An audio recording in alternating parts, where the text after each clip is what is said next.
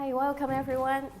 So thank you for attending our workshop, and this is our honor to have invited Professor Freedom Learn. He is the head of Shaw College, and he is a very experienced senior clinical psychologist consultant of our Wellness and Counseling Center. So this is a big honor that we can invite him to talk to you all directly about how to manage your stress, because we know this is the midterm season and everyone is having a difficult time managing the study, as well as some students who might be come from different places having cross-cultural adjustment. So Professor Learn will be sharing his expertise on how to manage stress. So let's welcome Professor Learn. Thank you. Okay, good afternoon, everyone. The topic I'm going to share with you today is life adjustment stress.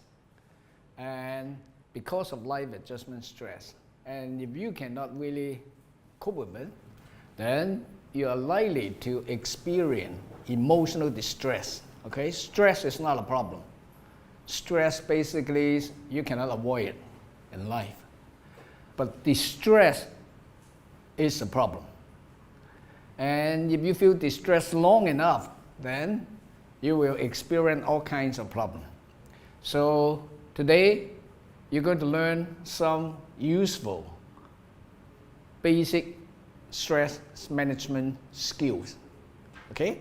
So the most prevalent psychological problem that I have to deal with, or that I have treated in the past 30-something years, actually, it's called what we call adjustment stress disorder. Okay? And usually when people experience adjustment stress, and if they cannot cope with it, the most common symptom they experience will be some anxiety symptom, panicky, sleep difficulties, right? Worry about different things, and some depressive symptom. Appetite loss, loss of energy, feel quite negative about themselves, okay? Some somatic symptom. If you have the top two, anxiety and depressive symptom, you absolutely will experience different type of somatic symptom. Later you will understand why. And some may also display some behavioral symptom, like addictive problem, acting out behavior, and most of the time we call adjustment stress with mixed symptom, mixed anxiety, depressive, somatic, or behavioral problem. So I call that stress distress cocktail syndrome. We mix different things together. And you don't have to worry about what kind of diagnosis I have, or what kind of clinical disorder I have. 95 to 98% of the cases that we treat in daily clinical practice belong to this group. Just a mixed symptom because of stress and distress. That's why I call that a cocktail syndrome. Okay? So how exactly does that happen? Now, we have life stress. I know many of you are graduate students. So imagine you're a year 3 PhD student, and you have really hard time to really finish your dissertation. I hope you're not. If you're a year 3 PhD student and you still don't know how to, really have no clue of what you're going to do with your PhD dissertation, you will be totally overwhelmed. You understand what I mean, right? So that's really a existential stress. But different individual depends on your personality. Some of you may be very tough, and some of you may be very vulnerable. Depends on your genetic predisposition. Depends on your upbringing. Now these two interact together. For those very sensitive individuals, and not to mention year 3, year 1 already have problem, or year 2 have problem, And these two interact together, lead to subjective distress. You subjectively feel you're having some kind of problem. Okay? Now that's really how it works. So later you will understand, if you understand this kind of formula, you understand more of your own experience. And in clinical science, there's a guy called Han Sei. He passed away in 1982. But since 1950 something, he already discovered something concerning about how life stress, life adjustment stress, if it lasts long enough, that will lead to all kinds of problems. So he called it a syndrome called general adaptation syndrome. General adaptation in life. And he divided this syndrome into 3 phases. Phase 1, you can just call it an alarm stage. Now you're facing just certain type of life demand, rather challenging type of problem, okay? At the beginning, your system will really activate this what we call acute stress response. Later I will explain to you, you probably experience it every day, every week, and you never really understand, oh, actually that's really how it happened in my body. And if you cannot stop that, if you don't know how to deal with the stress, you cannot really turn off the stress alarm, then you will enter the second phase. The second phase is resistant stage. That become a prolonged resistance to some kind of life demand, right? So your body will turn on this what we call chronic stress response, long-lasting type of stress reaction. And if you really cannot really stop stress, or if you cannot really find way to cope with that after certain time, for some people could be 3 months, some people could be 6 months, some people could be 1 year, a year and a half, 2 years. Sooner or later, you will enter phase 3. The final phase, he called that exhaustion stage. And during this phase, you absolutely will experience anxiety symptom, depressive symptom, somatic symptom, mixed symptom. Get a picture? Right? Now, so what are we going to do today? I'm going to help you just for 2 things. First, help you to understand how exactly does life stress affect your body and mind, both your body and your mind. And the second part, teach you some very important skill, okay? How to manage the stress and enhance your resilience. Okay? 2 learning objectives for this. So if you cannot understand what I'm going to teach you later, raise your hand. I want you to really understand the basic concept so that you will understand part 2, why you should do that, why I should practice whatever I'm going to teach you, and why that's going to help you. Okay? So now, first part, how does stress affect our body and mind? This is your physical supervisor, or this is your boyfriend, girlfriend, your father, whoever, okay? So if someone shouting in front of you, like that, and this is you, this is Donald Trump, this is everybody else. Yeah, you understand what I mean? So you hear someone shouting at you, and you also see someone's angry face, and enter your mind. Now, your mind is, don't worry if you never learn any neuroscience or any neurobiology. You're going to learn it today.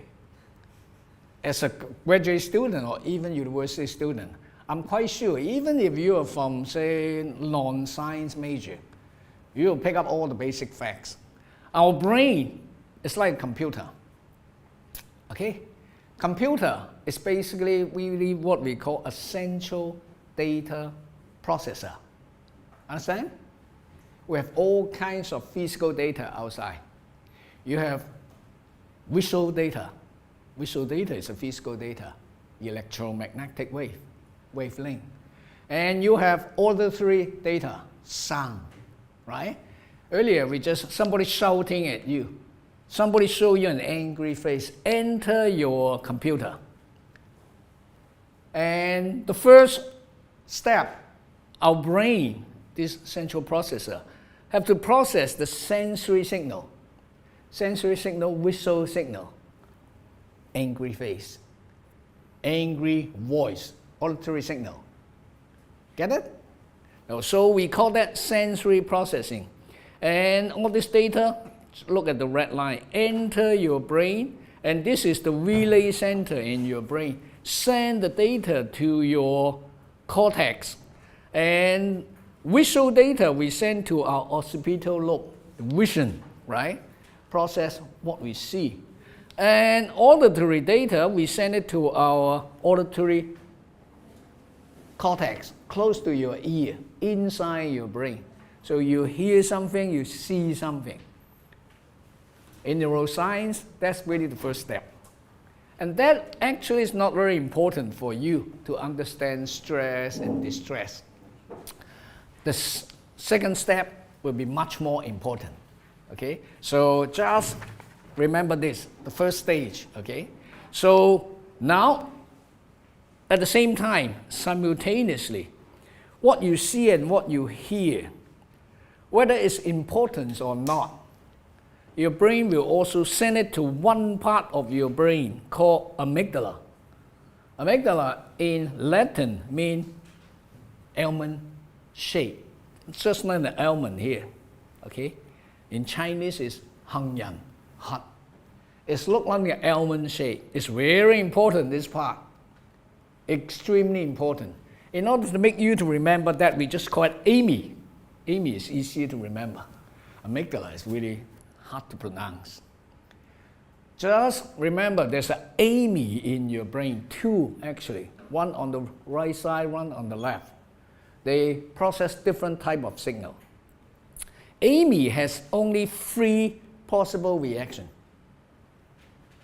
Everything you see, everything you hear, you either, Amy will react, say, good. In Cantonese means 筍嘢, right? Or Amy can react in a negative way, bad, 賴嘢, right? Amy also have the third possible reaction, neutral, 冇嘢, right? Right? How do you think your Amy react? 賴嘢, right? Bad. If your Amy reacts, 筍嘢, you're really sick. And if your Amy reacts, 冇嘢, wow, you really have practiced whatever, mindful meditation for many years, like a Buddhist monk. Nothing can scare you off. That is as simple as that. It's very important. So the second step in neuroscience, there's affective processing of all sensory data. Assign significance or not to the data, right? Something, if it's good, it's, oh, good, you will approach that. If it's something bad, how like it, you run away from that. And if your Amy says, 冇嘢, you just sit there. Nothing. Okay? Affective processing. If Amy, this situation, I don't think this guy's Amy says 筍嘢. This guy is really sick. If you say 筍嘢,被虐狂. Masochistic type of reaction. And this guy usually said, 賴嘢. Amy said, 賴嘢.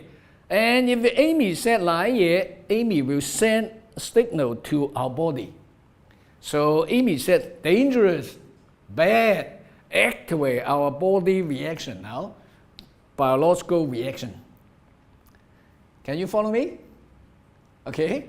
sensory processing, affective appraisal of the situation, now bodily reaction. Amy say, bad. Amy activate our body. First system, acute stress response. Amy will activate our adrenal gland here. And adrenal medulla will release a lot of adrenaline in our bloodstream.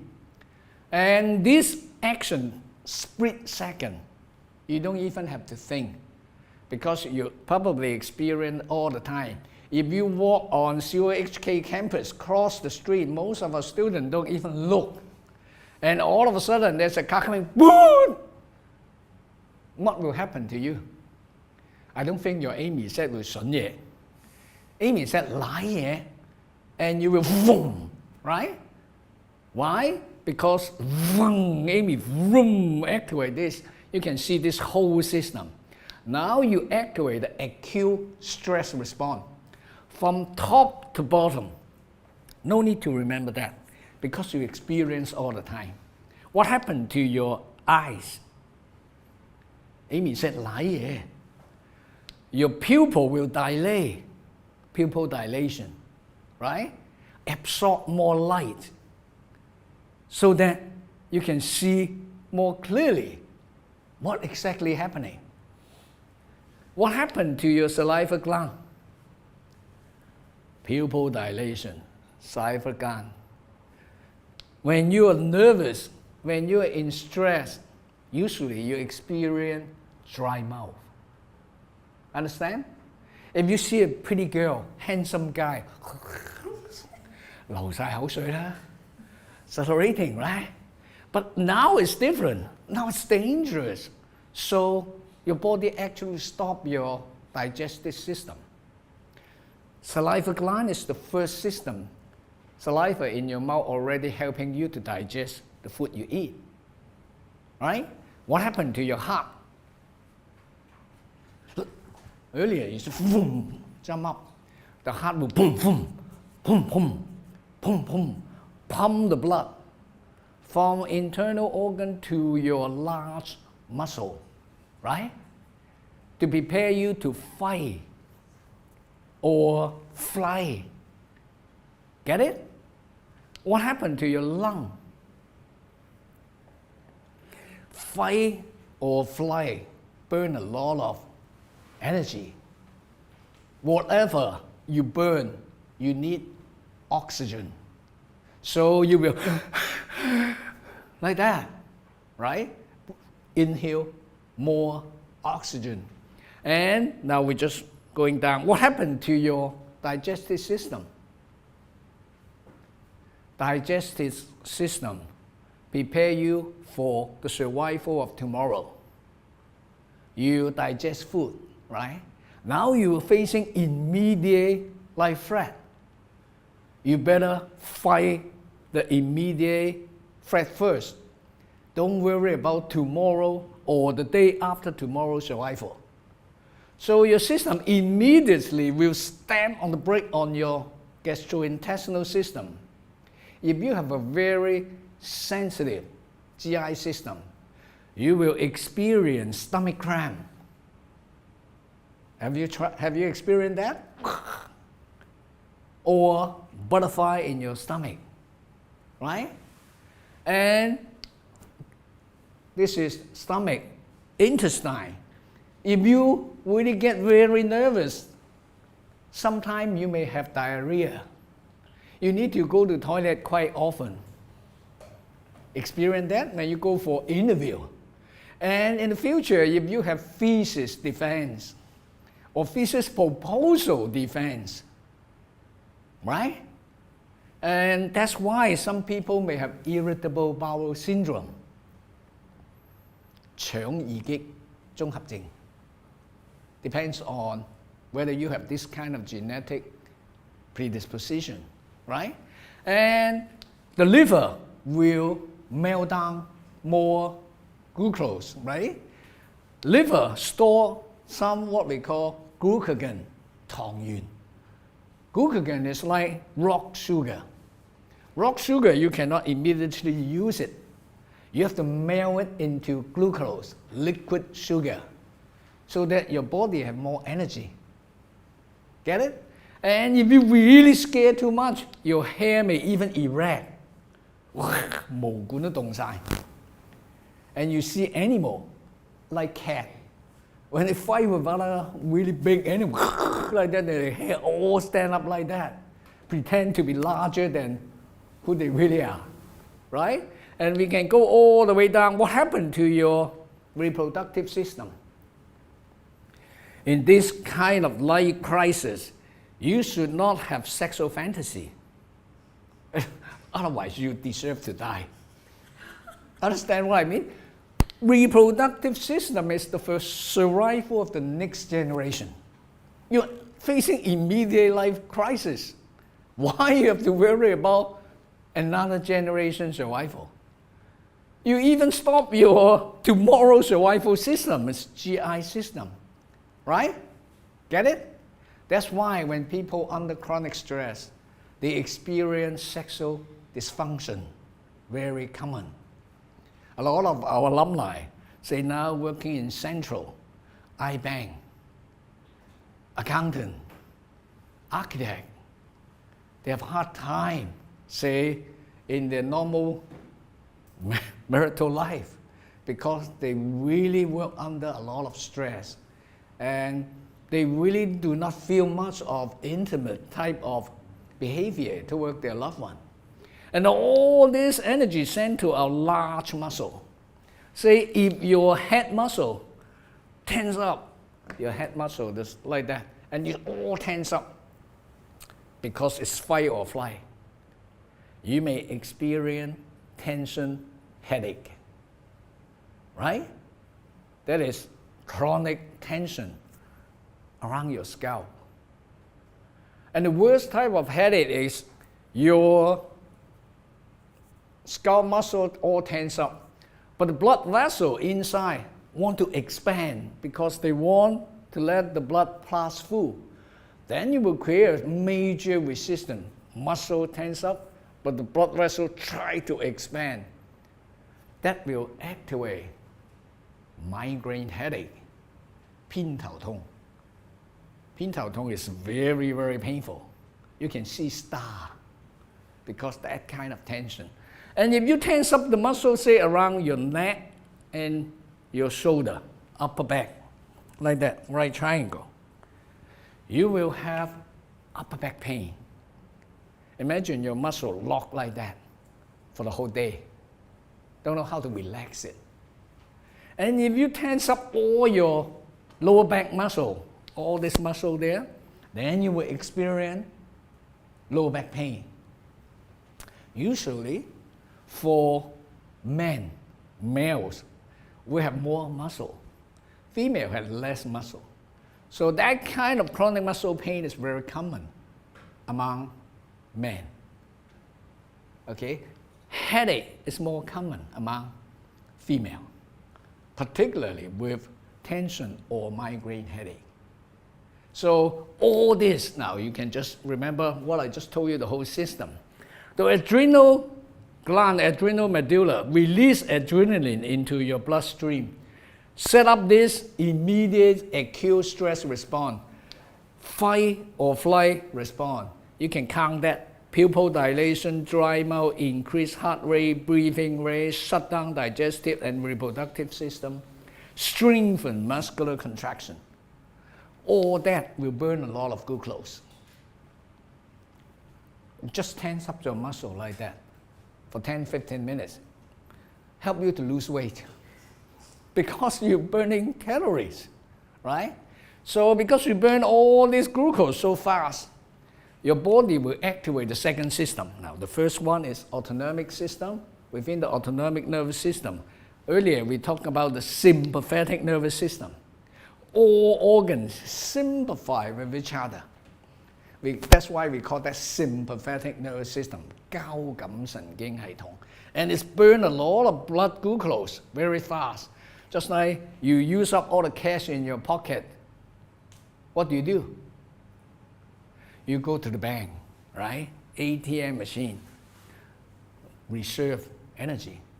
Or if that's still not enough, you have to sell your long-term investment. Turn them into liquid cash. So your body follows the same thing. So this system activates, and if you cannot turn it off, stress lasts too long. Then you activate the next system, endocrine system. You activate the stress hormone system. Now this time, Amy sends signal to one part of your brain. The brain will release a stress hormone releasing factor called ACTH. Travel with your blood all the way to adrenal gland. This time it's adrenal cortex. Earlier it's adrenal, the inside part, adrenal medulla. This time it's adrenal cortex. And the adrenal cortex receives the signal from ACTH. It will release cortisol. Cortisol we call 皮質醇. In Hong Kong, we keep talking about that. Now, cortisol's job is to break down body fat, proteins, amino acid, turn them into liquid cash, right? Turn them into glucose. We call that gluconeogenesis. And just to guarantee you have long-term supplies of energy in your body in order for you to fight stress. Get it? Now, that's what we call the second resistance phase, right? Chronic resistance to whatever life demand. Now, that's really first phase, acute stress alarm, sympathetic nervous system. Phase 2, resistance stage, stress hormone become elevated in your body. And you're in chronic stress response mode. Get it? So now, if you understand that, you will ask yourself this question: what would happen if you, say, keep activating these two bodily systems for a long time? Or keep repeating, reactivate that. Keep reactivate that every day or every few days. Then what will happen? Now, we will show it to you. And because you're rich and you experience distress for 6 months, 1 year, you can pay the university to scan your brain. And they will show you what will happen.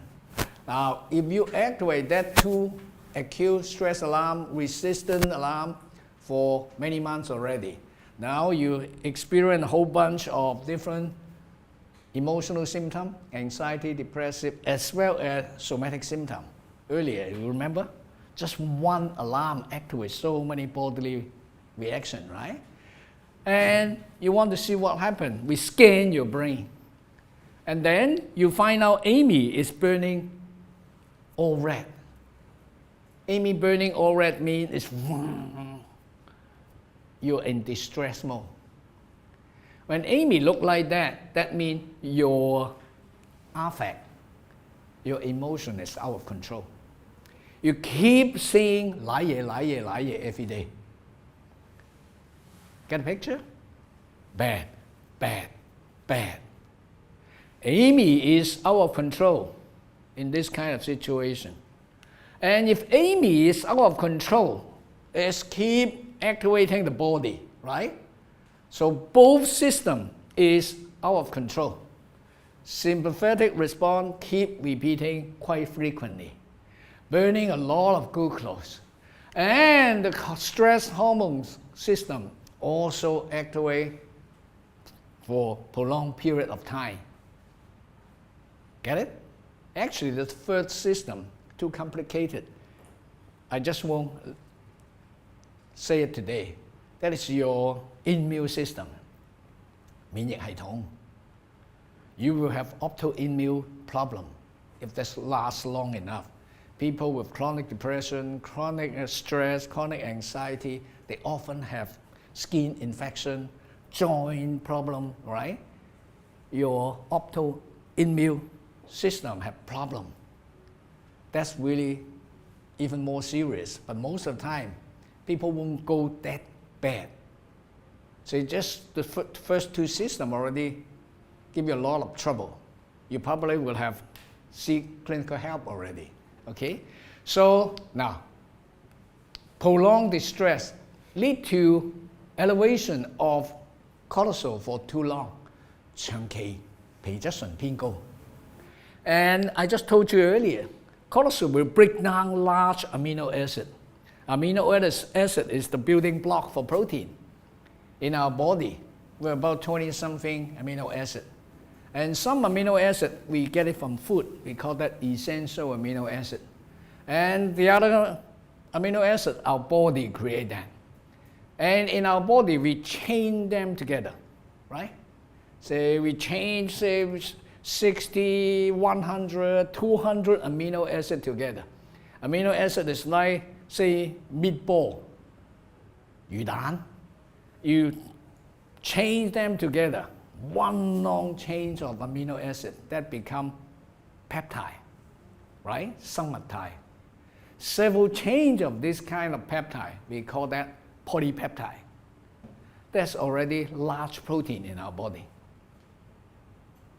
What do you think you are? Ask molecular biology. Any of molecular biologists here? 分子生物學家. We are just basically a walking, dancing, singing protein. If you ask molecular biologists. But now you're breaking them down, breaking all this basic building block into glucose. Then you're having all kinds of imbalance, biochemical imbalance in your body as well as in your brain, right? Now that is very important to know because all these amino acid, 魚蛋, 魚丸, they are the building block, basic building block of enzymes, antibodies, neurotransmitter, etc. You're breaking them down into glucose too fast.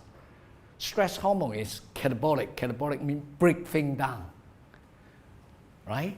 And if you break them down, then you don't have basic building block to build high-level biochemical molecules in our body as well as in our brain. Now, I just show it to you very, very quick, but you don't have to memorize that. Help you to understand why eating well is very important. If you eat, say earlier, if you eat lunch, you eat egg, you eat chicken. Earlier I ate chicken because I know I have to give a lecture this afternoon. And I need quite a bit of tyrosine, we call log-on-syn. Tyrosine, about chemical structures like that, no need to worry about that. And there's an enzyme. Enzyme is really household, right? Switch tyrosine a little bit. Then it will switch the structure a little bit, add one group here, OH group. Tyrosine will become L-dopa. L-dopa we call L-dopa. It's the medication now we use to treat Parkinson's disease. Okay? And there's another enzyme.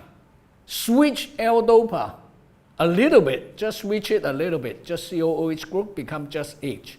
That will turn into dopamine. Now, dopamine is extremely important neurotransmitter in your brain. Now, if you have no dopamine, not enough dopamine in your frontal brain, you cannot pay attention. Children born with some kind of genetic problem with, say, dopamine deficit in their prefrontal brain, they will have attention deficit disorder, ADD. And more important part between here, this point to this point. This is what we call the pleasure pathway. If you have no dopamine in this area, you will not be able to experience pleasure. Eating very good food doesn't taste much. Before, say you like to play mahjong, you like to do karaoke, you like to play basketball, you feel good, right? Dopamine is running there. But if you run out of dopamine here, nothing in this world will make you feel happy. In Cantonese, that means 心不如死. In English, called anhedonia. Anhedonia means unable to experience pleasure. That is the deepest depression, right? If you run out of dopamine here, you want to kill yourself every waking hours. You have all this suicidal thought. And there's another enzyme, switch dopamine a little bit, and it will turn into norepinephrine. Norepinephrine in our brain is like gasoline in the car. What will happen if you do not have gasoline in the car? You cannot move it. Very depressed individual. They want to kill themselves all the time because they don't experience any pressure and they cannot move. They feel very tired, right? They cannot pay attention to anything and they cannot really move at all because psychomotor retardation. Now that's the deepest type of depressed mood. And below norepinephrine, there's another enzyme, switch norepinephrine into adrenaline. Just one amino acid, you can get it from egg, chicken, fish, right? Later I will tell you how to get it when you feel very bad in the future. So this is one amino acid. This amino acid is rather big. Tyrosine is among the biggest amino acid. That's why when we need a lot of glucose, it's better to really convert that into glucose because it will give you more glucose, right? And there's another amino acid called tryptophan, sigma-1. And there's two enzymes, switch it a little bit, will turn into serotonin. Serotonin called 血清素. Many of our students heard about that. If you are having emotional problem, you go to our UHS system, and you want to see a psychiatrist, they will give you selective serotonin reuptake inhibitor. Make sure you have more serotonin in the synaptic gap. What is the function of serotonin? Why serotonin help you to improve your mood? Because if this one is the gasoline in your brain, this one is the braking fluid in your brain. When you drive a car, you step on the gasoline, right? Sometimes step on the brake, step on the gas, step on the brake. If your brain has no braking fluid, 冇剎車油, serotonin help you to regulate negative mood, help you to regulate anxious thought, help you to regulate aggressive impulse. And if you break them too much into glucose, you don't have sufficient serotonin, then you cannot regulate your emotion. And in the evening, there's another enzyme come out to switch serotonin into melatonin. You know what is melatonin? 褪黑激素. What is the usage of melatonin in the evening? Help you to sleep. Help you to get into deep sleep stage, particularly during the first 3 hours to 4 hours, so that your body can recuperate, right, from all this wear and tear during the days. And if you do not have sufficient tryptophan, you will not be able to regulate your mood. You will have sleep disturbances. Very common symptom, right? Now that is really just for these two kind of amino acid. Now the last part, prolonged stress, will also affect the working condition of your GI system. Now in the past 10 years, we have a lot of research, particularly at CHK Medical School. A lot of our research is on our small intestine with a lot of probiotics, 益生菌. All these probiotics basically are enzymes. They help in our small intestine to produce neurotransmitter. So that basically is the factory of many of our neurotransmitters. That's factory of, this is a typing mistake here, factory of many neurotransmitters.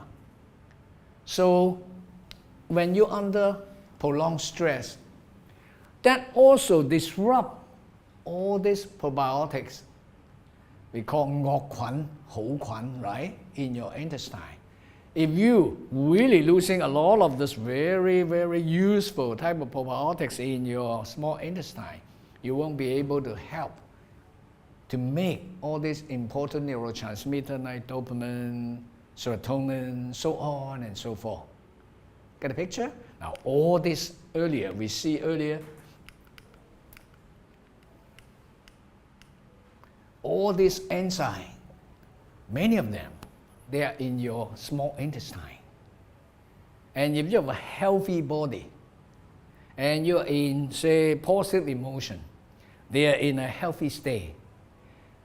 And if you're in chronic stress, and some of these enzymes will be affected, they become too little, okay? The bad enzyme become too much. That can create problems in your body, okay? So we will continue. Now you already see all this thing, all this biochemical imbalance in your brain. It's not the cause of your depression, or it's not the cause of your anxiety. They're basically the consequence of prolonged stress, right? Make sure you remember the logic. So if it lasts long enough, what happened to your cognition? Now earlier we see Amy is lie all the time.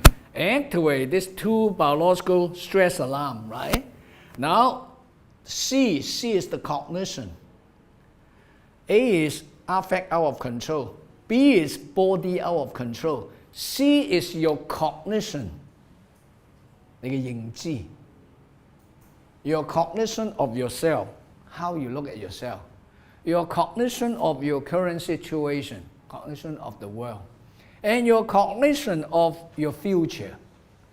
How are you going to look at your future? And when your brain is like that, now Amy is burning out of control, it will affect how you see the world. How you see the world is your prefrontal brain. And it will affect your attention too. So you will have, if Amy said lie, you're going to have attention bias. You only focus on the negative thing, or focus on the negative sides of whatever. And if you focus on the negative thing all the time, you will have all this negative interpretation of situation. So you end up with negative interpretation of yourself, I'm useless. And you will have negative interpretation of your world, everybody is really won't care about me. And you have negative interpretation of your future. My future is really bad. Get it? Now that kind of cognition, see yourself in a very negative way, see the world in a very negative way, see your future in a very negative way, that will trap you in a vicious cycle. Right? Now, so if you understand that, that's really what happened. And in order to help you to remember all this complicated neuroscience, I created this model called SABC model, 4 components. S refers to the situation, stress-inducing situation. Enter your central data processor. A is affective reaction, or Amy's reaction. Amy said, 賴嘢, bad. When Amy said 賴嘢, send signal to your body, right? Activate the 2 biological stress alarm, acute stress alarm, and also chronic stress alarm. Sympathetic nervous system from top to bottom, and chronic elevation of cortisol. All these are data. Currently, we're in AI era. Everything is big data, affective data, bodily data. Send it to your central data processor again. So it will affect how your frontal brain to see the world, right? Frontal brain is just this part, this whole area. And your frontal brain will only pay attention to the negative sides of things. The frontal brain will only create negative story about yourself, your world, and your future. And you will have negative cognition. Get it? SABC. Once you have negative C, then it will turn into CABC. In an A phase of this stress response. During the first year, you may not be in CABC mode yet. Second year, second term, if you're a PhD student, and you still really couldn't come up with a good thesis proposal, and you're actually avoiding your thesis supervisor, you just stay high in your dormitory. You just think about how useless I am. I'm such a failure. I have no future. And all this we call automatic negative thoughts. Automatic negative thoughts, the first letter, A, N, T, mean 螞蟻, ants. You have all this N, right? Circulating in your mind. You just have all this N will activate A again. Negative affective reaction. Activate negative bodily reaction. Activate negative C again. And that become a vicious cycle. Get a picture? You experience that in your life? Every once in a while, we all experience that. But whether you have that awareness to understand what exactly transpired, right? Now that's really body and mind. Your mind, your body. So if it's keep repeating all the time like that, you will enter phase 3. 6 months like that, 1 year like that, 2 years like that. Most living organism, not just human, other mammal too. Monkey experience the same thing. Dogs experience the same thing. You will end up in a helpless and hopeless type of stage. Then you enter phase 3, exhaustion stage. You experience quite a bit of anxiety, panic, worry, depressive symptoms, very, very poor self-cognition, suicidal thought, and all kinds of somatic symptoms. You will go to our UHS all the time. Sometimes it's for headache, sometimes it's for GI problem, sometimes it's for chronic pain, sometimes for inflammation of different part of your body. Get a picture? Now that is really what happened in this kind of, say, adjustment stress, lead to chronic distress, lead to exhaustion stage, and with all this, what we call stress distress cocktail syndrome, right? This guy, he's still alive in Rockefeller University, same university with our, say, current VC. Rockefeller University in New York is extremely good in neuroscience and also health science. And he and his students in the past 50 years, they discover in their lab chronic distress, chronic elevation of cortisol will lead to brain changes. What will happen to those people trapped in this kind of situation for 5 years, 10 years? Amy is right here. Lie all the time, become larger. 熟能生巧, right? If you exercise your bicep like this every day for half an hour, within 6 months, this piece of muscle become very well developed, right? And your hippocampus, the part linked to Amy here, this hippocampus, 海馬體. This area of the brain is the factory of memory. And if the neuron begin to die along your hippocampus, you will have Alzheimer's disease, 老人痴呆症. Okay? And if you have a healthy, say, body and healthy mind, usually hippocampus is almost like acting like a handbrake. It attached to Amy. In evolution, we speculate, originally all lower level animals only have Amy. As we evolve into more and complicated living organism, Amy extend. So Amy only responsible for emotional memory. Hippocampus responsible for all kinds of memory that you learn things you try to remember. And hippocampus also act like a handbrake of your emotion. If Amy overactivate, if you have a healthy hippocampus, it's supposed to send signal to ask Amy to calm down. But chronic stress will shrink the size of hippocampus. That means your handbrake, 迫力皮, become compromised, cannot brake too well, okay? And we also have a front brake. Just like when we drive, we have two brakes, right? Hand brakes and front brake. Front brake is your frontal brain. 理性嘅 control. Frontal brain also will send signal to Amy. Ask Amy to calm down.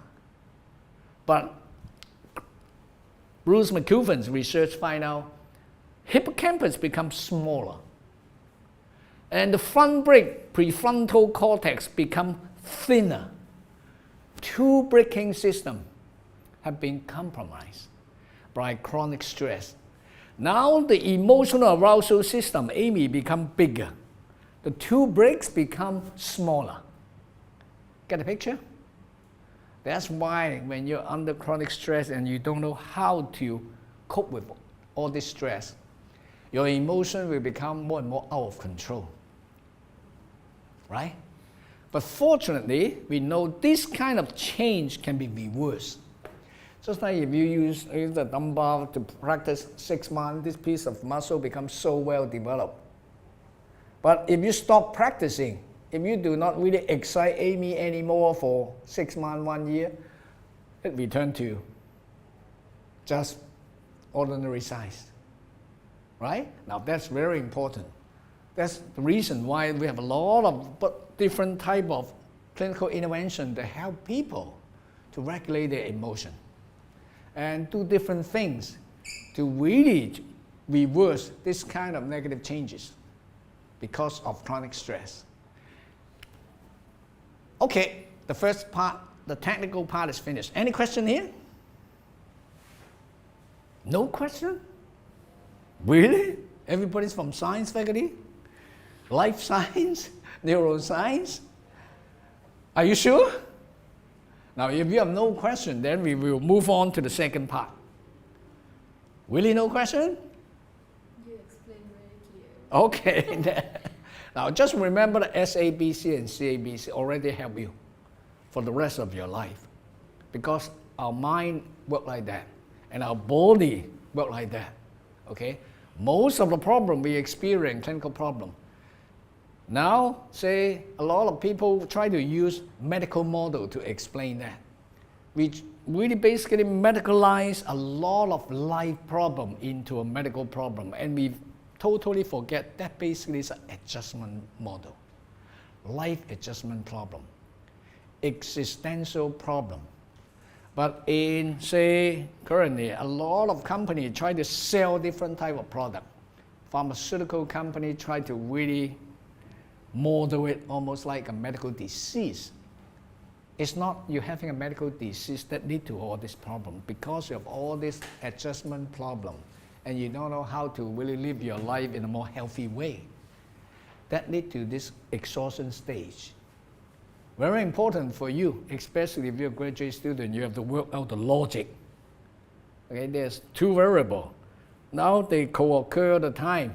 Now you feel very depressed. And you go to see a doctor, we take your blood, and we find a biochemical imbalance. And you say, oh, why you're so depressed? Because your brain has biochemical imbalance. But in fact, these two variables, they just co-occur. They do not cause each other, right? If you learn about statistics, you're in research and PhD level, you should know causal analysis. There may be a third variable, we call the third variable hypothesis in statistics, that cause both biochemical imbalance as well as anxiety, depressive, and somatic symptoms. Understand? And if you want to really change that, you have to understand the logic. You have to understand the causal effects very clearly. Otherwise, keep taking all these medications is not going to help you. And doing other intervention help you much better. Okay, so now we move on to the next part. Try to help you to develop very simple way, very effective scientific way, evidence-based, and that you can change or reverse that kind of stress effect. Now the model is very simple. For all graduate students, for all undergraduate students, you can ask this kind of question, this SABC 4 component. And you understand how SABC and CABC work lead to this kind of what we call right? General adaptation syndrome, exhaustion phase. You should ask each component, what can you do to change your existential crisis? The S part, you should really identify the source of your chronic stress. And for the A part, amygdala, AMY, you should find a way to lower the sensitivity of your AMY. If your AMY is extremely, really all tense up, any little thing can really trigger 瀨嘢. You keep 瀨嘢 all the time, you activate your body, right? And for the body, what can we do to improve the condition of our body? And for the C component, what can we do to calm our mind, to modify our negative cognition about yourself, about the world, as well as about your future? Isn't that sensible enough? Right? As a graduate student, you should really ask this kind of question. This is more comprehensive way to manage your distress, manage your life stress. Now, the first part. Hans Say, before he died, he wrote a book. And in that book, he made 2 recommendations. Hans Say is not a psychiatrist. And he's also not a clinical psychologist. He actually is a medical doctor specializing in hormone. Strange enough. This guy, and he's not a psychiatrist, not a psychiatric researcher or clinical psychologist researcher. He studied animal hormone. And just accidentally, he discovered this stress hormone. So look at what he said. Long-term type of solution. First, do what you like and what you were made to do at your own rate.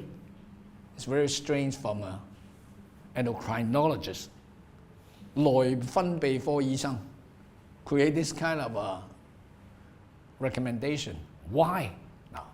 Because he find out if you get caught, say in a if you have a mismatch between your major and your interest, the select major and your personality, the worst of all, the select major and your ability, basically you will experience chronic stress, right? Say, if you're not a mathematical thinker in your brain, and you get trapped in, say, physics, or math, or engineering, you have hard time. Many of our undergraduate students, and when they select major, because now it's AI era, we should really all do engineering. Engineering, first term, you may be okay. Second term, and you have very complicated math course. One course called Yelling. Anyone take that one? 1010, that course.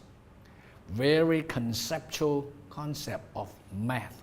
It's not just computation and get the correct answer. You have to understand why it's like that. And many students have that problem. Not everybody is really supposed to be a mathematical thinker. And so during second term, their GPA dropped to maybe 2. 2 is really all courses you get a C. Second year, right? The third terms. After third term, your GPA dropped to 1.8 because you really have hard time to follow. Or most people understand except you. And the fourth term, the end of second year, your GPA dropped to 1.5.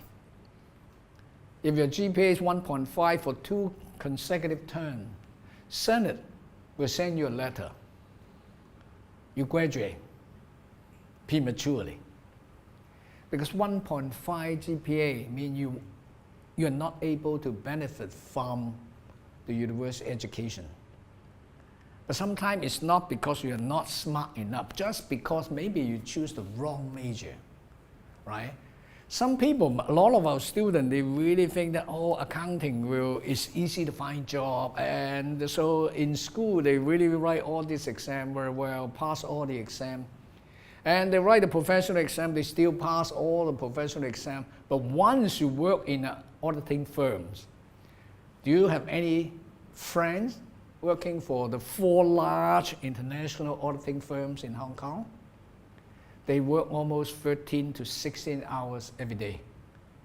They have to do interns for 3 years before they get the license as a full chartered accountant. But you may be very smart in, say, writing exam, but you're not as energetic as some other people. You may need to sleep 10 hours a day, but you simply cannot.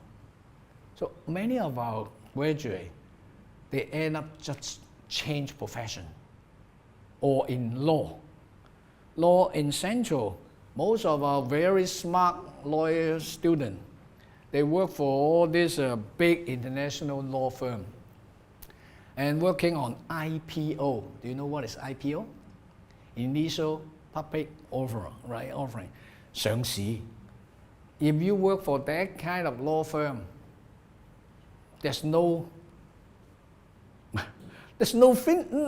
end in your work schedule. Your client can call you 24 hours a day. And you basically work almost at least 16 hours every day like that. Work to 2-3 hours in Central. And most of those people, they rent a flat near Central, either in Sheung or in Wan Chai like that. And if you are not energetic enough to do that kind of routine, after 2-3 years, you become so burnt out, right? And you begin to make mistakes. The more mistake you make, the more you feel that you're such a dummy. And your boss, just like that guy earlier, that face, working for all these large law firm or accountancy firm, they are really like that. So if you have a mismatch, that really creates chronic pain, chronic distress for the individual, right? So this is very important. That's why Hansi said, do what you like and what you were made to do at your own rate. At your own rate means some people may do it faster, some people may really reach that level slower, but don't compete with some other people. Now in current day, people keep comparing themselves with their peers on social media. And all these people post everything on their Facebook, on their IG, make you feel so bad. And that kind of stress really create problem in the long run. So that's why Hansi said, make sure you identify the chronic source of stress for you and do some, really take action to strive for a good match between you and your supervisor too, for your thesis. Sometimes just mismatch between two persons' personality. Your thesis supervisor may have one type of personality like Donald Trump. You have the personality of Lim Tai-yuk, you're in deep trouble. Lim Tai-yuk's 傷春悲秋 is so sensitive, but Donald Trump will swear at you every day, right? And Donald Trump swear at you every day may not reflect that you're not good enough. If you understand that's Donald Trump's personality disorder, instead of you being incompetent. So you just make sure you understand. So we have a theory called multiple intelligence theory.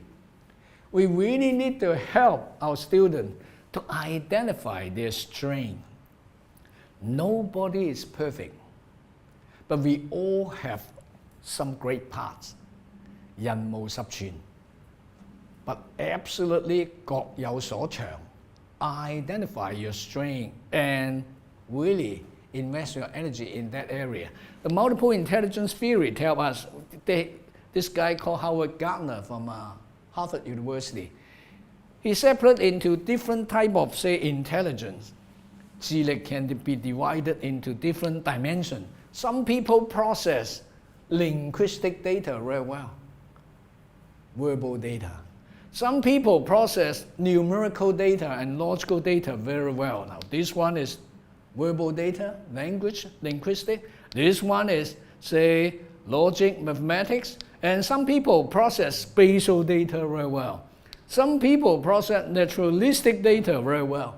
Some people do not think in language, they think in musical symbol, 導視, right?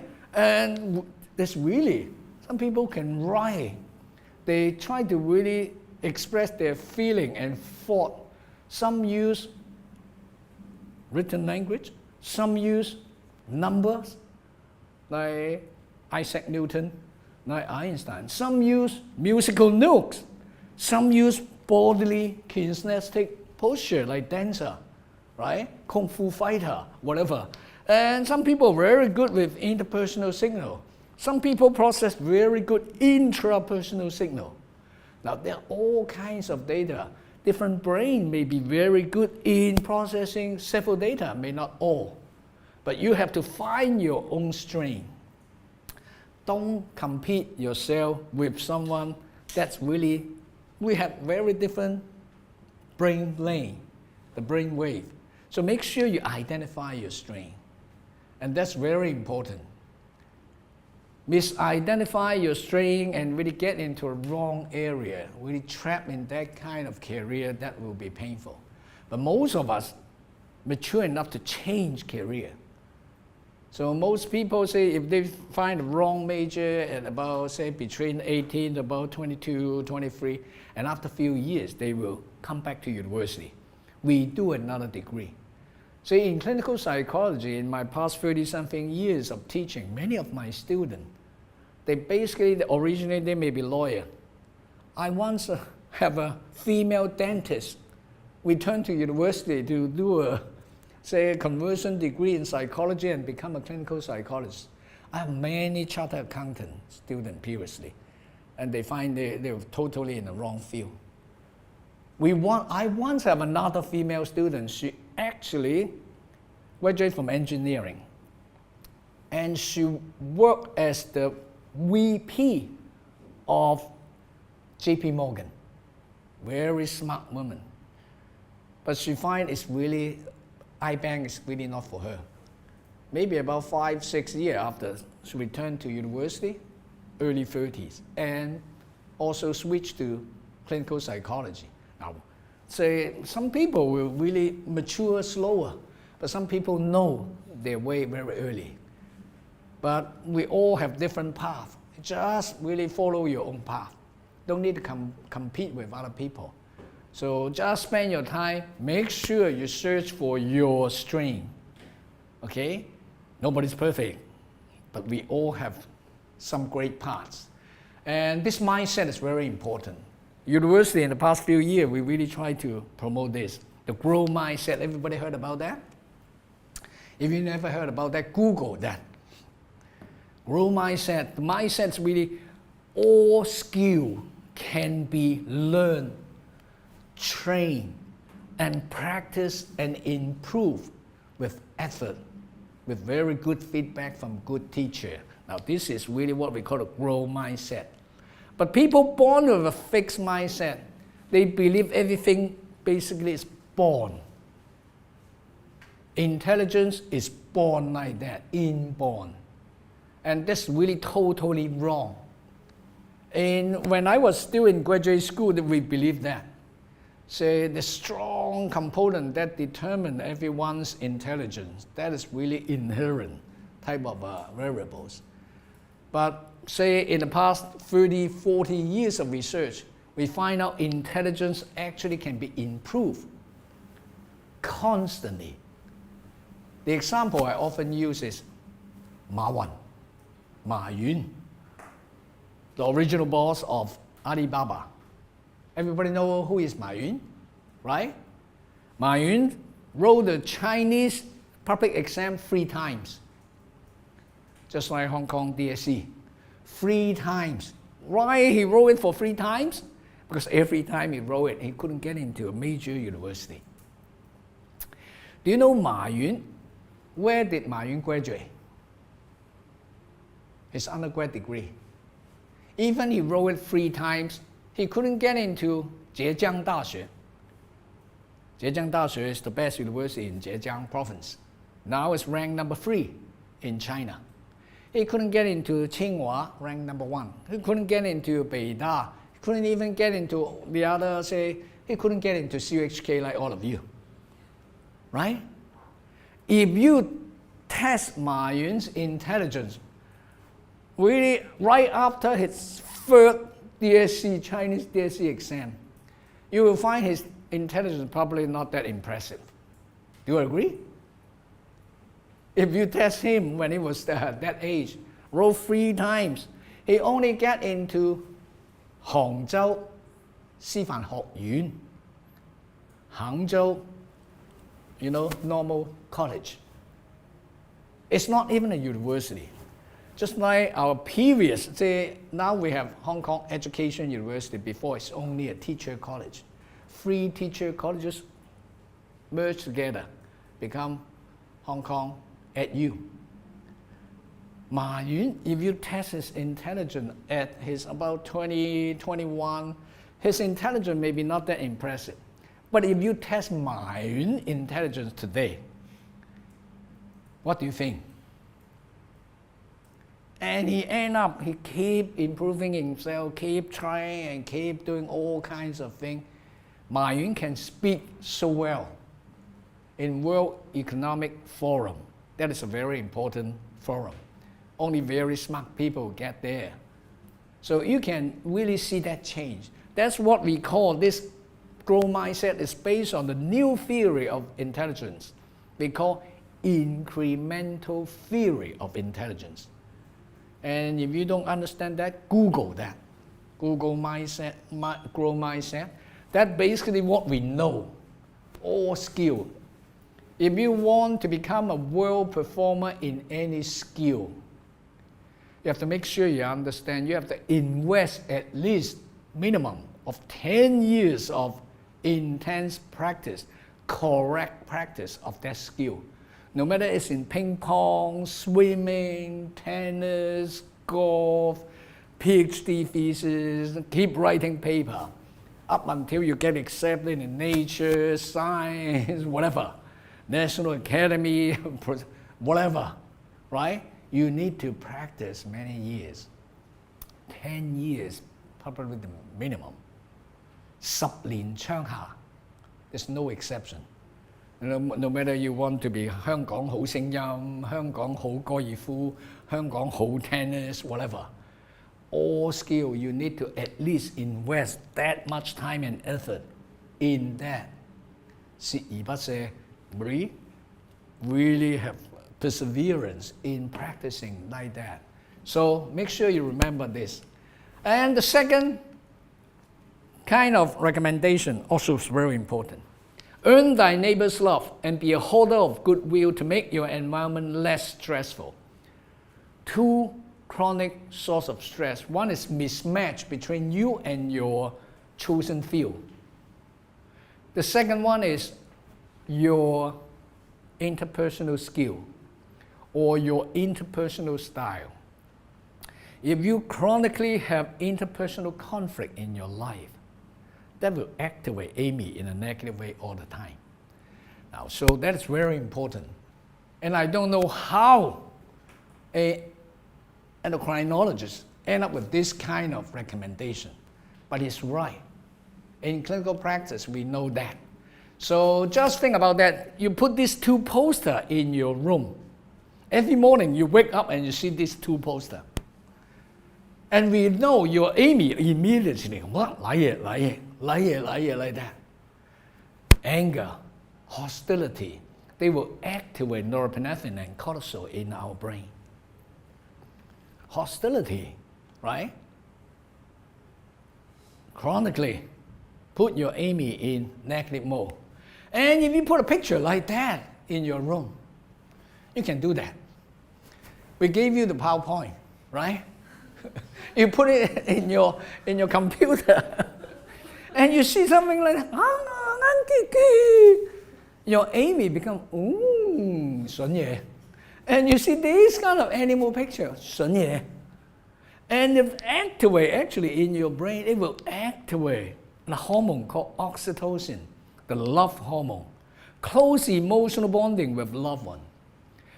increase oxytocin. Oxytocin will really help you to lower cortisol and will activate dopamine, help you to experience pleasure emotion, enhance all this positive emotion, lower stress hormone cortisol, and strengthen your immune system. People with love in their family, close emotional bonding with close friends, they won't catch cold or virus so easily, because basically their body really in a much more kind of a positive tone. Oxytocin basically will really enhance growth hormone in our body. So love is extremely important for mammal, because we're mammal, right? We're not reptile. Mammal bond with each other. And if you really have personality defects, just like Donald Trump, you cannot really bond and form meaningful relationship with other people. Buy a dog. A dog is very good. Now, so we call that pet therapy. Establish good emotional bonding with other is very important. If you have a lot of stress, if you have a really trusted friend, and you just talk to your roommate, talk to your good friend already, will lower your cortisol level. Bond to animals if you really cannot bond to people. You know, you have all kinds of enemies in your lab, in school, in your office. But when you return home, your dog see you. You know, your dog jump on you. You just hold your dog. Your dog never judge you. Understand? Your dog will not say, you haven't finished your thesis, don't come home. Your dog will still love you as who you are and jump to you and bond, and wow, you will feel so good and you have oxytocin in your brain. We call that pet therapy. We use it with children, we use it with older people, especially with all these lonely old people. And that really helps. Unfortunately, now in Hong Kong, many young couples, they don't even have children anymore. The paper carriage, they only put the dogs in there. And this week we have a distinguished visiting scholar from Germany. He said in Germany it's the same. All these young couple, they get the baby carriage. There's no baby, it's only dog or cat. Unfortunately, that become, they really stick to their dog rather than stick to their couples. And remember, no drugs can replace love. No drug can give you that, but even pharmaceutical company now try to do synthetic oxytocin spray.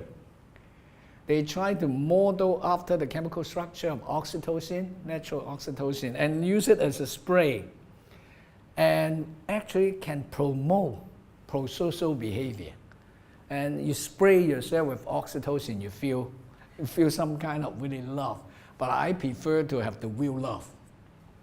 You know what I mean? Rather than spray yourself with oxytocin.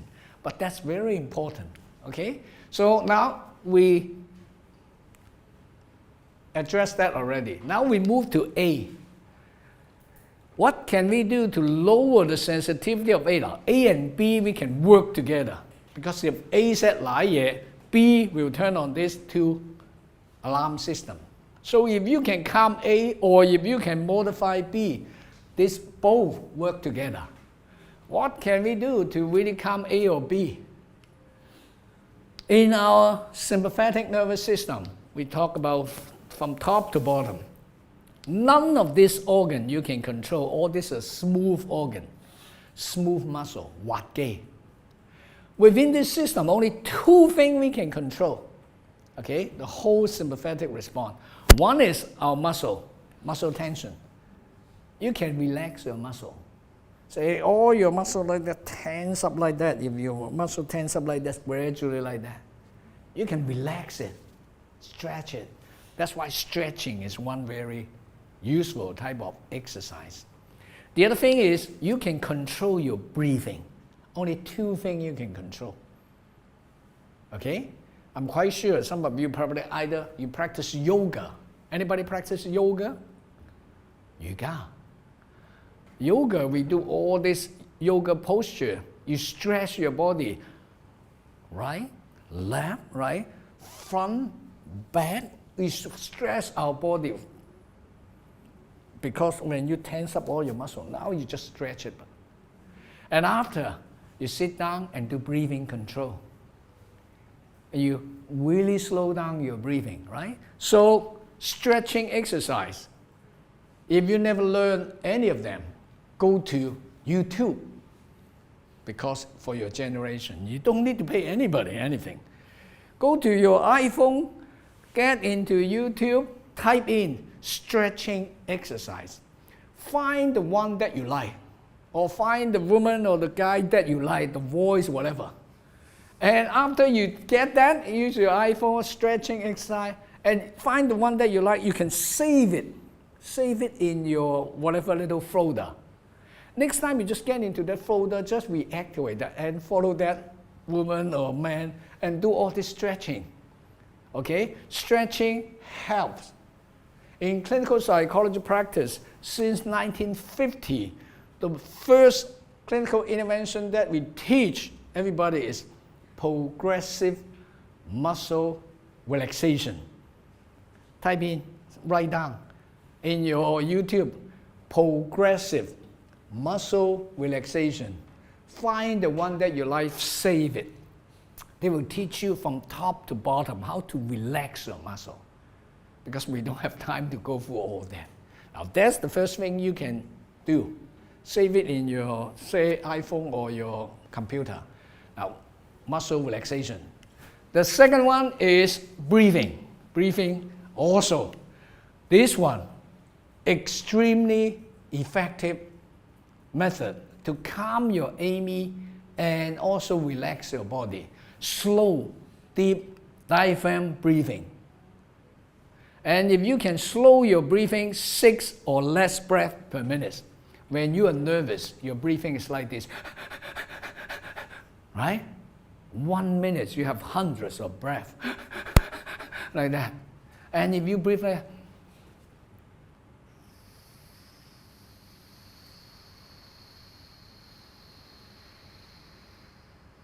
there's one breath. Take about 10-15 seconds. And 1 minute, you may have 4 to about 6 breaths. If you do that for 10 minutes like that, your mind will calm down, okay? And this kind of breathing technique, and you can also remember when you breathe, when you exhale, your tummy get tucked inside. When you inhale, you just relax your tummy. Anybody tried that before? You probably learned that, right? Now that's really quite easy. And you can also get into YouTube. Type in slow deep diaphragm breathing. You have different people teach you different technique. They ask you to count. Say 4 seconds in, hold it for 7 seconds, and then whatever, 8 seconds, and exhale. All kinds of methods. Find the one that you really like, and find the one that you can really access that very conveniently. Practice that. Say in the military unit, all this special task force in military, like Navy SEAL, 美國海豹特工隊. In French, they have the French Foreign Legion, 法國海外兵團, the top 2 military special task force in the world. We train all of them. Every single one, but they don't do it just like you, it's relaxed. They have to keep this kind of breathing in war zone. Like that. And they will keep their breathing like that. Then their mind will be center, right? Anchor with their breath. They will not shoot themselves or shoot their colleagues just by mistake. And many people, come on, if you don't believe me, go to YouTube, search Navy SEAL in US. They have a documentary how they train all this Navy SEAL. But they keep this kind of breathing exercise simple, but they have to do it in very, very demanding situation. Keep that. Astronaut, 航天員, we also train them like that. Because when they're in orbit, nobody can help them except themselves. And say on planet Earth, we monitor all their vital index, their heart rate, breathing rate, carbon dioxide level, oxygen level. And if this is out of control, their mind is totally overwhelmed. And the Amy will keep saying liar, liar, liar, and then they will not be able to really come back by themselves. So very simple, extremely useful technique. And when you study too hard, when you really have a lot of negative thought, try that. Okay? Calm yourself down. 10 minutes, 5-10 minutes help you, absolutely will help you. And we understand why. If you switch your breath 4 to 6, Amy become calm down. I don't think your Amy will keep thinking carb or full, liar, liar, liar, full, liar, liar, carb, liar, liar. Full and carb basically is a neutral thing. You see money is good, 筍嘢, right? You see a snake, bad, liar, liar. But if you focus on your breath is just breathe in, breathe out. It's neutral. If you keep that, you focus your attention on your breath, after a while, you become calm down. As simple as that, right? So, exercise. And now I think most of our graduate students know, because I can see in Lingnamchang, we have a lot of our students exercising, jogging, whatever. Exercise is the most effective method to cope with stress and anxiety. Why? It burns out excessive stress hormone. Particularly exercise that make you sweat. Because in our sweat, it contains ACTH, the stress hormone releasing factor. If you get rid of it through your sweat, then it will lower stress hormone. And will help eliminate biochemical metabolites in your body, bring more oxygen and glucose to your cell and your neuron. This two parts is the most important thing that we find. And if you exercise large muscle, say 25 minutes to about 30 minutes more, your brain begin to release endorphin. Endorphin is like morphine. Morphine, you alleviate physical pain and also calm emotional pain. But if you are lazy, you say, oh, I don't want to exercise, I still want to get this kind of effect, take aspirin. Aspirin is a painkiller, okay? Or Panadol. But don't use it all the time. It affects your stomach. And very smart people, they learn this kind of trick.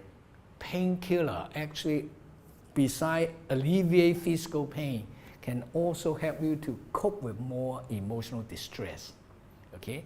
And the last thing is exercise help your body to release more brain-derived neurotrophic factor, BDNF. BDNF is the fertilizer, 肥料. In your brain, with BDNF, your neuron will become healthier, growth better, all this network.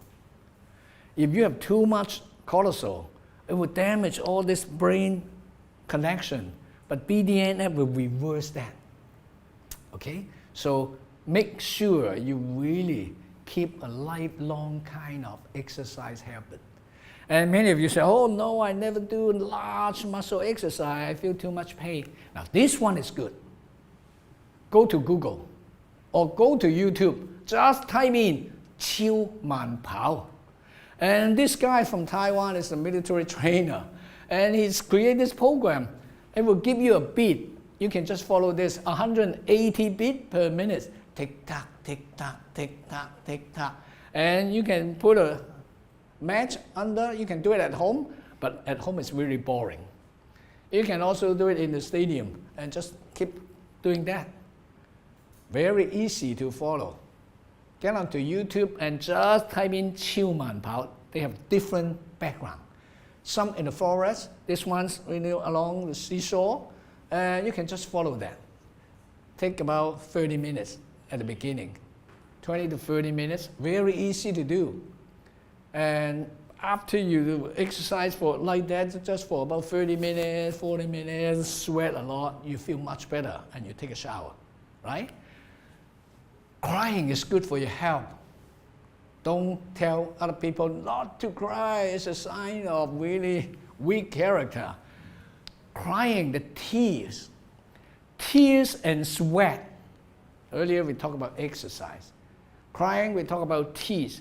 They contain this thing, adrenocorticotropic hormone, ACTH. It's a stress hormone releasing factor. If you do not want to have too much cortisol, then you can get rid of ACTH. How do you get rid of ACTH fast? Crying. For female, usually it's crying. Males, large muscle exercise. If you're smart enough, you can combine two together. Crying and running at the same time. And you can do 超慢跑 at home. Tick tock, tick tock. I haven't finished my thesis proposal. How can I see my thesis supervisor? And we'll get rid of ACTH quick.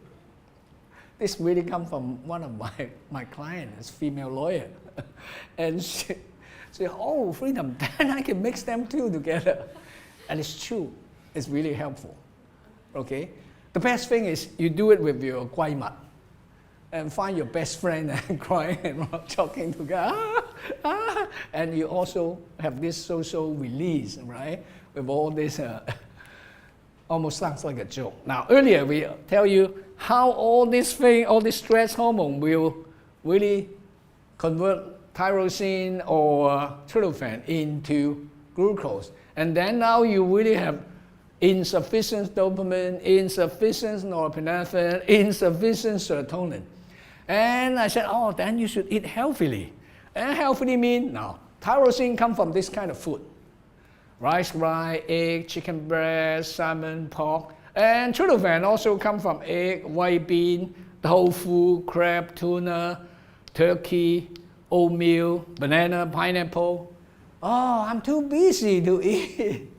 Or even you eat this kind of food, if you do not have very healthy intestine, the small intestine, you may still not be able to create sufficient dopamine or serotonin. Now, for you graduate student, lazy graduate student, you can buy food supplement. Go to iHerbs. You can buy L-tryptophan. Instead of eating banana or tofu or pineapple. It's not very expensive. And it's written here. Emotional, right? Encourage positive mood and promotes restful sleep because that gives you L-tryptophan, 左旋色胺酸. 左旋色胺酸, right, will turn into serotonin without any enzyme already bypass digestive process in your small intestine. And that really helps you to stabilize your mood, give you serotonin. Antidepressant and anti-anxiety will not give you serotonin. They just intervene with serotonin reuptake in the brain so that you have more serotonin in the synaptic gap. But this one gives you serotonin directly. Pharmaceutical company doesn't like that because this kind of thing is really fruit supplement. You don't have any royalty or whatever, right? No patent. And this company just extract this kind of thing from food. But usually, if you are healthy enough, you should eat directly from food. But provided you have healthy small intestine condition. And if you have really very low energy, cannot pay attention, and really very sluggish, cannot experience pleasure, try L-tyrosine. There's also fruit supplement, 左旋酪氨酸. You can also buy it from, same thing, from iHerbs. Just about $100, depends on how many pills they have, okay? This one, eat it in the morning, early day. This one, eating in the later part of the day, give you serotonin. Serotonin turn into melatonin, sleep better, right? And your mood will become stabler. And this is really the lazy way. But in fact, most of us prefer the lazy way. But if you have healthy intestine, I still prefer you to eat the normal food, right? Eat a good balanced diet. If you do not have good enzyme in your small intestine, then you should turn to probiotics, food rich with probiotics. You can just use YouTube, type in 10 food filled with probiotics. It will explain to you. Many dietitians will teach you. Say eat yogurt, tofu, this one is soybean, whatever, and cream cheese, this cabbage, and all this will give you healthy type of probiotics. But now CHK is selling a lot of probiotics, different class and different price. Even your CHK students still quite expensive, even give you a discount, 400 something, 500 something, even for us, if you buy it for our parents, and they still charge a lot. But you can get it from normal food, okay? So you can just type in. For you, the most important thing is learning how to learn. It's not just learning from me. I just teach you how to learn by yourself, using your cell phone, using your computer. And you can just type in. You can use ChatGPT, can you? Ask ChatGPT. Ask Bing in your Copilot in your computer. Type in the same type of question I ask you to type in. They will teach you all kinds of things. But I teach you the basic. You understand the mechanism, right? You won't be fooled by all this marketing strategy. Okay? So now, now these two areas, the method I just taught you, they are very useful. You need to practice that. Carry it out, okay? The last thing, how can we calm our mind and modify our negative cognition?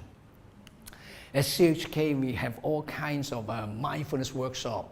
Now, when your mind is being twisted by negative emotion, now in Chinese character, you will not be able to understand everybody else.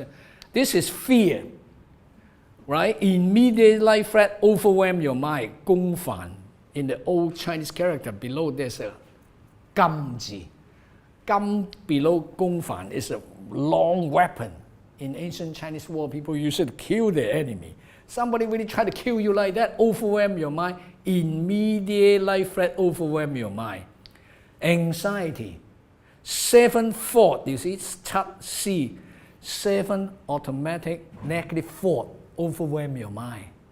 This is immediate life threat. This is no immediate life threat. You just create it in your mind, right? One thought, another negative thought.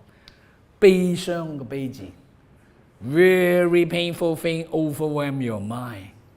憤怒嘅怒字 anger overwhelm your mind. You become anger slave.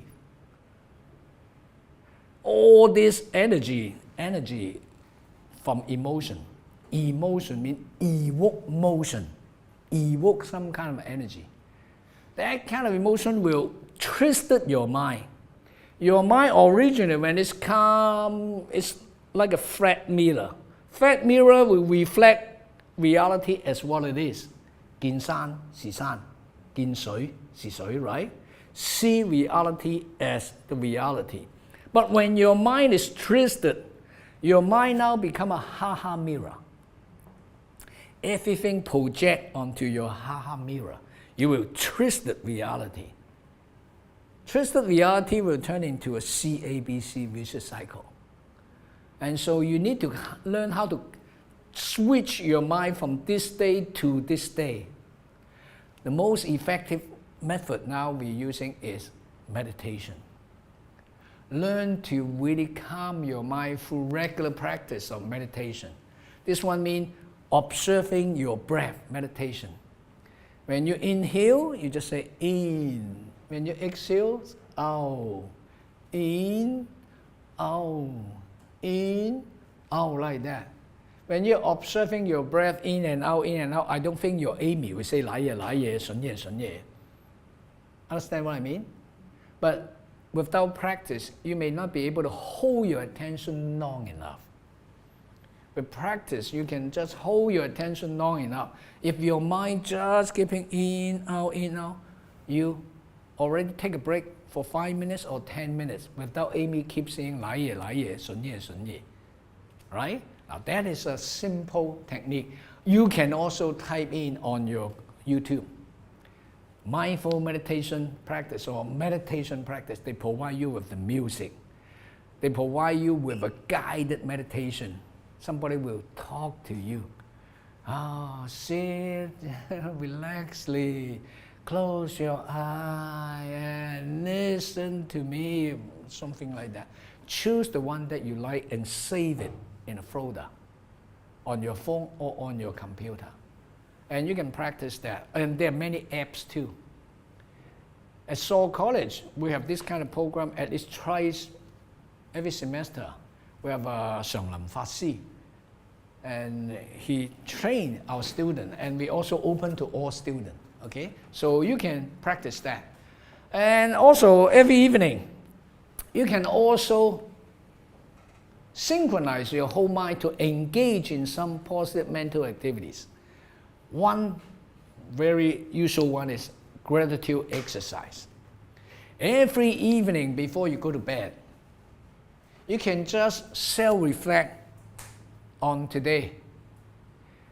Come out with 3 things that you can count as a blessing. Today, there's one blessing you can count is, I listened to a workshop by Freedom, free of charge. Because outside, we train our students to do all this human resources, whatever. We will charge you a lot of money. And government organizations like police, custom office, whatever, ask us to do this kind of training for them. We charge them a lot of money. We are talking about many $1,000s. Say with 20 officers like that, or we can charge them $100,000, $200,000 for a training session. Jockey Club, MTR, Airport Authority, this is a large organization. Because when they pay me, they don't have to pay tax. Then if we don't charge them, it's really science. So for you because you're a CHK student, graduate student, you can learn this kind of scientific knowledge, pretty advanced scientific knowledge. The model that I just taught you about how the mind works. It takes a lot of scientists in the past 15 years how the mind works. Now AI try to model after that. AI basically now, this year in physics, the Nobel Prize was awarded to the 2 scientists on this neural network model. That is neural network model for AI. AI completely imitate how human brain works based on that kind of knowledge, multiple system. Okay, so you can just do that. You can count 3 blessings every evening. Oh, I'm still alive. I still have a healthy body. And today, my supervisor smiled at me. And today you have a free workshop like that. But most of the time, we don't even think about that. One thing that you should count as blessing, you were not born in Russia, or Ukraine, or Israel, or Palestine, right? Gaza. At least you do not have active military service that compulsory that you have to carry out. In Israel, male or female. In Ukraine, you are in active combat age. You are actively supposed to be in the front line. Also, you were born in Hong Kong or you're studying in Hong Kong, you're not in Singapore or Korea. They have compulsory military service too. Singapore, all male Singaporean have 2.5 years. Korea is now facing serious threat with North Korea, even yesterday and even today. So we should really count our blessing. If you think like that, you engage your mind, engage your brain in positive mental activity. Then you won't keep saying 來嘢, 來嘢, 來嘢. If Amy keeps saying 來嘢, you activate your body and keep creating this vicious cycle, right? So that's really what you should do. Hurry, you have something to tell. So do you have any questions for Professor Leung for this very engaging and very informative workshop? Any questions? Yeah.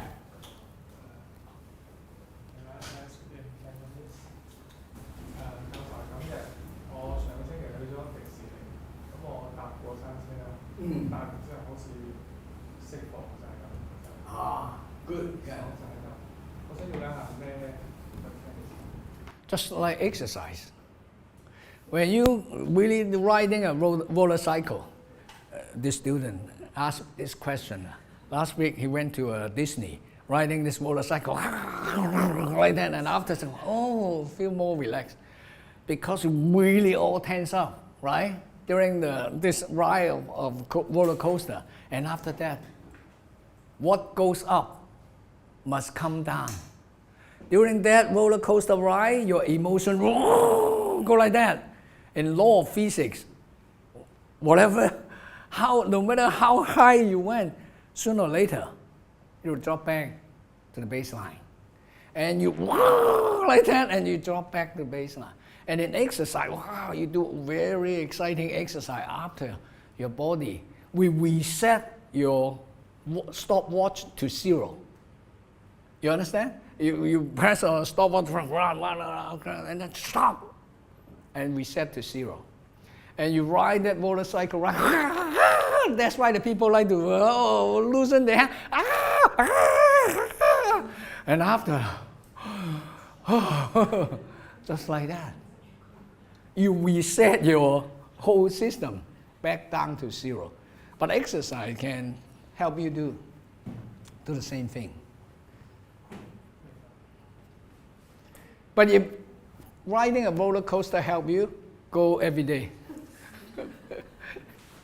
Professor, so when we have chronic stress, it affects our gut, and we don't care much about what we are eating.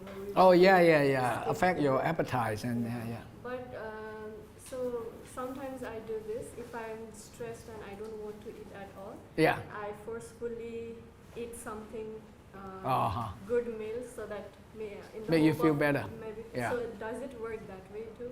Yeah. Especially say you should eat something like eat a banana. Why eating a banana is good? Banana give you glucose. And your brain, especially your frontal brain, they need a lot of glucose. But just using glucose is not sufficient because glucose will not give you serotonin. But banana will give you serotonin. Banana will give you tryptophan. Tryptophan in healthy small intestine, then will be converted into serotonin. But for you, if you're nervous and affect your appetite, try food supplement. Because you always the nervous type with your GI system. And that will affect all this enzyme level. Without a healthy level of certain enzyme, you may not be able to metabolize certain food and convert them into serotonin. And you eat this kind of food supplement will help you because when you buy that, it will tell you. And that can help you. That can help you to regulate your mood. A lot of my clients, I use that. L-tryptophan. Not very expensive, about $100 and something dollars. Depends on the supplier. Some sell it cheaper. Some sell it low. You can just buy it from internet. Okay? Quite reliable. Because they're food supplement. They just extract it from food. They're not drug. No one has. No one? So okay, you have to say. So sometimes, as an international student, we tend to get lonely sometimes. Yeah. So I see other international students, my friends, Mm-hmm. when they are feeling low, I kind of relate to them and try to talk to them and make them comfortable. So they share their issues with me. Yeah. So I do this often, but now I find sometimes it drains me so much. Yeah. I'm taking so much of Yeah. their issues and maybe taking it too personally and thinking so much about it. So does that also trigger my AMI, as you said? Yeah. Just listen to other people's painful stories. Already activate your AMI in a negative way. So if you find it too much, talk to Harriet. Go to our wellness center. We have many counselors there. You share. Yeah, you're basically really treating yourself as a tree hole. A tree hole people just really get dump all the negative material on you. And if you're not a professionally trained counselor, that really will be hard on you. Yeah. So talk to Harriet and some of our counselor. Any other question? No question, then 4:30. Great. Okay. Thank you, Professor Leung, for the very informative sharing. So, as Professor Leung has suggested you some very helpful way, I would like to tell you how to get those. Yeah. So, for dog therapy, animal therapy, we have doctor dog visiting in November in UC Library and NA Library. If you're interested, you can just follow the IG of UBuddies, and then you will find the date for the visit of Dr. Dog. And then second thing, if you're looking for love, if you want to fall in love so that you have some more support, then we will have an online dating workshop in November. We have invited Dr. Chen Lexum, and he's a very, very famous expert on 小紅書 and social media about how to find love on Tinder, on the dating app. So you can just look at our website. So, and then the other thing, like Professor Leung mentioned, finding your own character strength and matching with your career and your major is a very important thing. So in November, we also have a character strength workshop conducted by a trainer graduated from the University of Pennsylvania that she actually learned from Martin Seligman. So it's a very, very wonderful workshop. So I would highly recommend you to join that. And then the other thing for the progressive muscle relaxation, breathing exercise, meditation. So we have an apps collaboration with psychology department called JC Torhart. So in this app, you can actually get access to the meditation exercise. And we also have some exercise to help you to deal with your automatic negative thought. So you can just log on, it's free of charge. You can just learn at your own pace. So thank you, Professor Leung, for this very informative sharing. And then we also have another workshop from Professor Leung in second semester. So stay tuned to our email. That will be very, very interesting. So I would appreciate if you can fill in the evaluation form and give us some comments so that we know what kind of activity will be relevant and interesting to you. So thank you, Professor Leung, and thank you, everyone. Good luck, everyone. Try your best and forget the rest. Okay?